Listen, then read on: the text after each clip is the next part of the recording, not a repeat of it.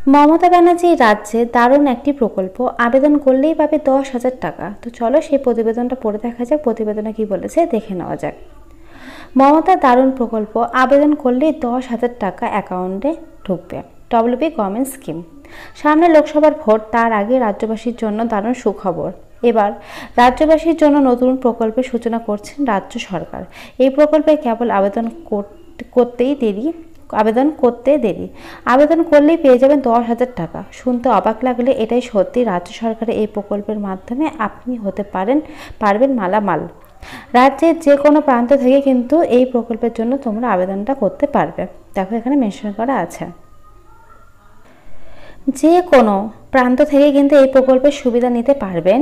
এই প্রকল্পের মাধ্যমে আবেদন করলেই পাওয়া যাবে 10,000 টাকা। আসুন তাহলে এই প্রকল্পের সম্পর্কে আরও বিস্তারিত জানিয়ে নেওয়া যাক ডব্লিউবি গভর্নমেন্ট স্কিম সম্পর্কে। সামনে লোকসভার ভোট, আর তার আগে নতুন প্রকল্পের সূচনা করলেন রাজ্য সরকার। রাজ্য সরকার দেশের অন্যান্য সরকারের তুলনায় প্রকল্পের দিক থেকে অনেকটা এগিয়ে রয়েছেন।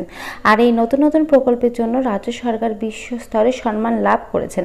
রাজ্য সরকার সাধারণত রাজ্যে যে কোনো বয়সের বাসিন্দাদের জন্য নানা রকম প্রকল্পের খোঁজ করে থাকেন। এবার এমনই এক প্রকল্প নিয়ে আসলো, যার মাধ্যমে রাজ্যের বাসিন্দা হলে পেয়ে যাবেন 10,000 টাকা। কিভাবে বা এই টাকা পাওয়া যাবে, কিভাবে এই আবেদনটা করবেন, আসুন সেই বিষয়ে বিস্তারিত জেনে নেওয়া যাক ডব্লিউবি গভর্নমেন্ট স্কিম সম্পর্কে। রাজ্য সরকারের এই প্রকল্পের মূল উদ্দেশ্য হল রাজ্যের দরিদ্র ও মধ্যবিত্ত পরিবারের সহায়তা প্রদান করা। ভারত সহ আমাদের রাজ্য কৃষি নির্ভর রাজ্য, তাই এই দেশের বা রাজ্যের বেশিরভাগ পরিবারই দরিদ্র কিংবা মধ্যবিত্ত হয়ে কাটাচ্ছেন। এবার এই সমস্ত পরিবারকে লক্ষ্য করে রাজ্য সরকার এই প্রকল্পের মাধ্যমে আর্থিক সহায়তা দিচ্ছেন। এই প্রকল্পের সুবিধা পেতে গেলে রাজ্যের বাসিন্দা হতে হবে, কমপক্ষে বাসিন্দা হতে হবে, আর তোমাদের বয়সসীমা হতে হবে 18 বছর।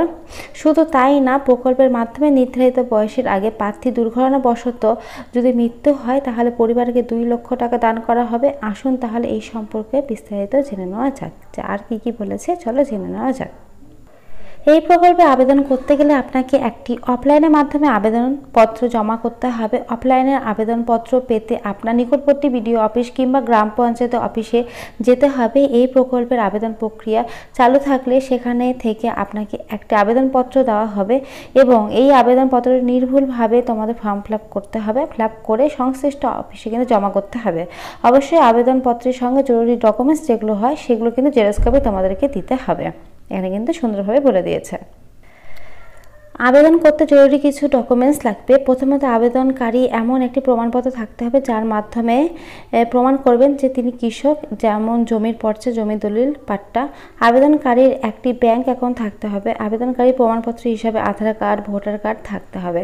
এটা কিন্তু সুন্দরভাবে মেনশন করে দিয়ে দিয়েছে, দেখতে পাচ্ছ। তো চলো এবার 4 নম্বরে দেখে নিই কি আছে। 4 নম্বরে বলেছে, এরপর আবেদনকারীর একটি গ্রাম পঞ্চায়েতের প্রধানের সুপারিশ ও ওয়ারিশ সার্টিফিকেট জমা করতে হবে ও জমির কাগজ ও অন্যান্য এই সমস্ত ডকুমেন্টস নিয়ে তোমাদের একটা বিডিও অফিস থেকে কিন্তু ফর্ম দেওয়া হবে। সেই ফর্মটা তোমাদের বিডিও অফিস থেকে তুলে সুন্দরভাবে ফিল আপ করে সমস্ত ডকুমেন্টস অ্যাটাচ করে নিচে সই করে কিন্তু বিডিও অফিসে জমা দিয়ে দিলে কিন্তু পুরো প্রসেসটা কিন্তু কমপ্লিট হয়ে যাবে।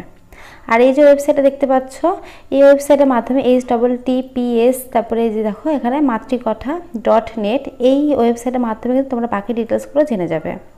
এই ওয়েবসাইটের মাধ্যমে কিন্তু তোমরা বাকি ডিটেলসগুলো জেনে যাবে আর কি কি বিষয় বলেছে। তো ফ্রেন্ডস, আজকের মতো এইটুকুই। যদি ভিডিওটা ভালো লাগে অবশ্যই লাইক করো, চ্যানেল নতুন হলে চ্যানেলটা সাবস্ক্রাইব করে পাশে থাকা বেল আইকন বাজিয়ে দিও, কারণ প্রতিনিয়ত আমরা আমাদের চ্যানেলে নতুন নতুন চাকরি আপডেট দিয়ে থাকি। তো আজকের মতো এইটুকুই। ভিডিও দেখার জন্য অসংখ্য ধন্যবাদ। Thank you.